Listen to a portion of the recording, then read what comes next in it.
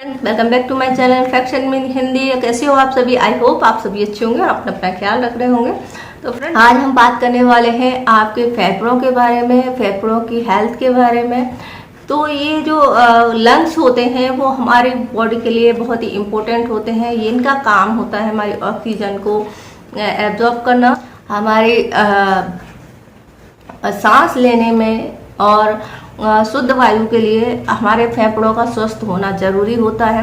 तो हार्ट और ऑक्सीजन दो चीज़ें ऐसी हैं जो आपके ब्लड में ऑक्सीजन सप्लाई करती हैं, और इन दोनों का हेल्दी होना जरूरी होता है। अगर इन दोनों में से किसी एक में भी प्रॉब्लम है तो इंसान की ज़िंदगी जो है प्रॉब्लम से भर जाएगी, यानी उसका जीने की संभावना बहुत ही कम हो जाएगी। तो ऐसे में ज़रूरी है कि आप जो है अपने फेफड़ों या लंग्स के बारे में जानें और उनकी हेल्थ के बारे में जानें। तो इसे आप घर पर कैसे चेक कर सकते हैं कि आपके जो लंग्स है वो सही से काम कर रहे हैं या नहीं कर रहे हैं, या उनमें किसी तरह का इन्फेक्शन है, या उनको डॉक्टरी सलाह की ज़रूरत है, यानी ट्रीटमेंट की ज़रूरत है। फ्रेंड्स, अगर हम फेफड़ों की बात करें तो हमारे फेफड़े जो होते हैं हमारी पसलियों के नीचे होते हैं और गद्दी नुमा होते हैं। तो हम जो भी सांस लेते हैं उसको कार्बन डाइऑक्साइड को बाहर निकालते हैं और ऑक्सीजन को लेते हैं। इसके साथ साथ में ऑक्सीजन के साथ में या सांस के साथ में जो कुछ भी हम लेते हैं वो हमारे फेफड़ों में जा कर के वहाँ पर जाके क्लीनिंग होती है, और कई सारे इन्फेक्शन या बलगम या बैक्टीरिया वायरस जो है वहाँ पहुँच जाते हैं, और ऐसे में उनको कई सारे नुकसान भी पहुँचाते हैं, और जिसके कारण से फेफड़ों से जुड़ी हुई कई सारी बीमारियाँ भी होती हैं। तो ये जानना कि हमारे जो लंग्स हैं वो कितने पावरफुल हैं, कितने हेल्दी हैं, ये जान आप घर पे कैसे जान सकते हैं। आज की वीडियो में हम इसी पे बात कर रहे हैं। तो लंग्स जो होते हैं उनकी कैपेसिटी देखी जाती है कि आपके लंग्स जो है कितनी ऑक्सीजन लेते हैं, कितनी बाहर निकालते हैं। तो कोरोना बीमारी के बाद में बहुत सारे लोगों में यही इन्फेक्शन देखने को मिला था, जो कि उनके पूरा लंग्स जो होता था पूरा भर जाता था बलगम से, जिसके कारण से डेथ होती थी, क्योंकि ऑक्सीजन जो है अंदर नहीं जा पा रही है, तो फिर सांस लेने में तकलीफ होती थी और इसी कारण से इंसान जो है मर जाता था। तो ऐसे में कोरोना के बाद भी कई सारे लोगों का जो है लंग्स जो है कमज़ोर हो गए हैं। तो ऐसे में आप खुद कैसे चेक करेंगे? तो अनहेल्दी लंग्स के कारण से दुनिया भर में लाखों लोग जो है मर जाते हैं। तो सबसे पहले हम जानते हैं कि लंग्स में कौन कौन सी बीमारियां हैं जो होती हैं और जिनके कारण से आपके लंग्स जो हैं इन्फेक्टेड होते हैं और उनमें उनकी कैपेसिटी कम हो सकती है। इनमें अगर हम सबसे पहले हम बात करते हैं तो लंग्स में होने वाली बीमारियां होती है लंग्स की टीबी, इसके बाद अस्थमा है, ब्रोंकाइटिस है, COP chronic obstructive pulmonary disease है। इसके बाद जो है इसको कहते हैं फेफड़ों में सूजन आना, जिसके कारण से इंसान जो है सांस नहीं ले पाता और उसकी डेथ हो सकती है। इसके बाद निमोनिया जिन लोगों को हो जाता है उनका भी सीधा असर जो है हमारे फेफड़ों पे पड़ता है। इसके अलावा होता है फेफड़ों का कैंसर। तो जो लंग से जुड़ी हुई गंभीर बीमारियां हैं जिसमें कि फेफड़ों की जो है कैपेसिटी कम हो जाती है, और कोरोना तो है ही। तो हम जो कुछ भी सांस लेते हैं तो इनमें इन्फेक्शन होने के मेन कारण होते हैं हमारा आसपास का वातावरण, जिसमें कि पॉल्यूशन है। दूसरा होता है जो लोग स्मोक करते हैं उन लोगों में फेफड़ों की से जुड़ी हुई डिसीज जो है ज़्यादा देखने को मिलती हैं।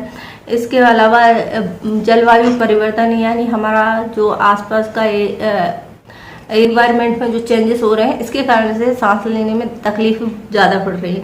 अगर आप देखेंगे तो आजकल अस्थमा अटैक ज़्यादा आते हैं, नाक की या फेफड़ों की एलर्जी कफ वाले पेशेंट जो हैं बढ़ जाते हैं। तो इसका कारण क्या है? इसका कारण है हमारे आसपास का जो वातावरण है उनमें जो चेंजेस हो रहे हैं उसके कारण से हमारे फेफड़े कमज़ोर हो रहे हैं। अगर दिल्ली की बात करें तो बहुत ज़्यादा पॉल्यूटेड इलाका है और वहाँ पर सबसे ज़्यादा जो है अस्थमा के पेशेंट देखे जाते हैं, क्योंकि जो नैनो पार्टिकल्स होते हैं वो हमारे लंग्स में जाते हैं और वहाँ जाकर फंसते हैं, जिसके कारण से उनकी कार्य क्षमता पर असर पड़ता है। तो फिर आप घर पर कैसे पता करेंगे कि आपका जो लंग्स है वो सही है? इसके लिए कुछ चीज़ें हैं जो आप कर सकते हैं और इससे आप चेक कर सकते हैं। इसमें कि सबसे पहले होती है ब्रीथ होल्डिंग एक्सरसाइज। ये एक्सरसाइज योगा में भी बताई जाती है, जिसे हम अनुलोम विलोम कहते हैं, जिसमें कि आपको सांस लेनी होती है और एक नाक से सांस लेनी होती है और उसको होल्ड करके रखना होता है एक्सरसाइज में, जिसमें कि आपको 25 से 30 सेकंड के लिए अपनी जो सांस ली है उसको फेफड़ों में भर के रखना होता है। और अगर आप इतनी देर तक अपनी जो ऑक्सीजन है या आपने जो सांस ली उसको होल्ड करके रख सकते हैं, तो इससे पता चलता है कि आपके फेफड़े जो है बिल्कुल बढ़िया कंडीशन में है और सही से काम कर रहे हैं। और ये हमारे योगा की पद्धति भी है, जिसमें कि अनुलोम विलोम में सिखाते हैं कि एक साइड के नोस्ट्रल से सांस लेना है, उसको होल्ड करके रखना है जितनी ज़्यादा देर आप रख सकते हैं, उसके बाद में दूसरी नोस्ट्रल से रिलीज कर देना है। तो रिलीज करने से ये होता है कि हमारा जो नसिका का जो सिस्टम है वो क्लीन रहता है और हमारी कैपेसिटी बढ़ती है, फेफड़ों की सांस को रोकने की जो कैपेसिटी है वो बढ़ जाती है। तो अगर आप इसको प्रैक्टिस करते हैं तो इससे भी जो फेफड़े जो हैं मजबूत होते हैं।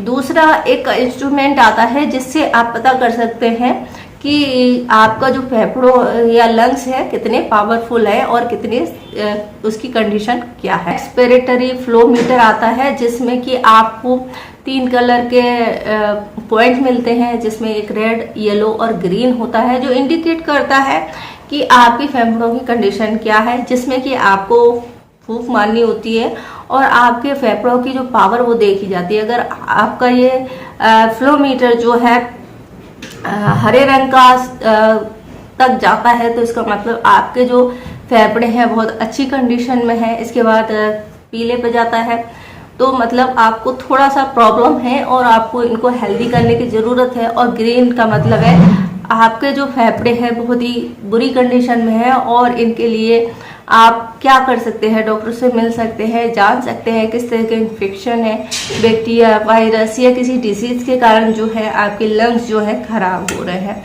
तो ये ज़रूरी होता। अब हम जानते हैं कि अगर आपको ये घर पर टेस्ट कर लिए हैं तो फिर इसके बाद में आप डॉक्टर के पास जाएंगे तो डॉक्टर और कौन कौन से टेस्ट करके चेक कर सकता है कि आपको लंग्स से जुड़ी हुई कोई बीमारी तो नहीं है या लंग्स में किसी तरह का इन्फेक्शन तो नहीं है। तो इसके लिए वो आपका एक्सरे कर सकता है, जिसमें वो लंग्स की कंडीशन देखते हैं।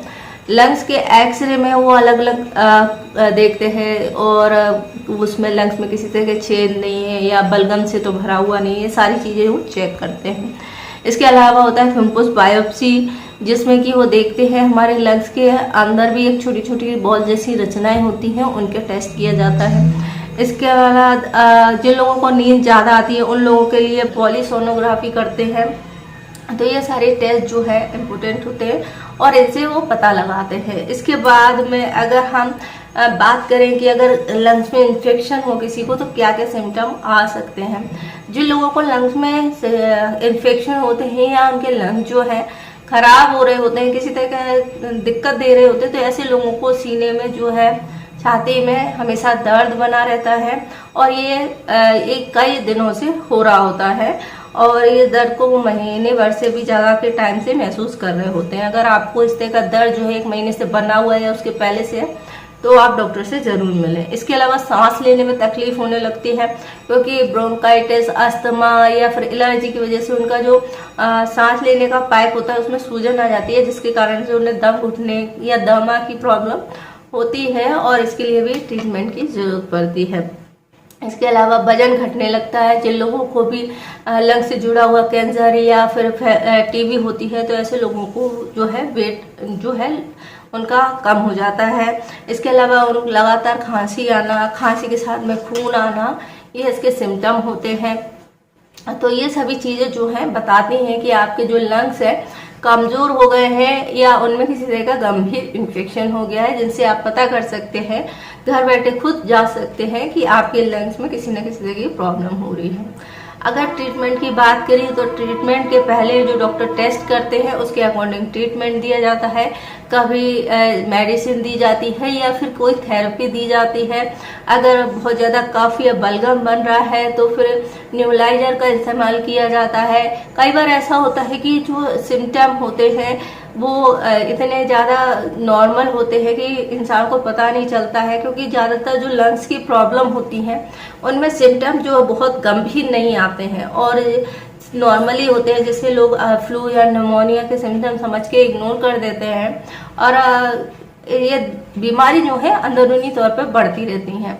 तो इसलिए ज़रूरी होता है कि अगर आपको इस तरह के जो सिम्टम है 1 महीने से आ रहे हैं तो बिना देरी किए आपको डॉक्टर से मिलना चाहिए।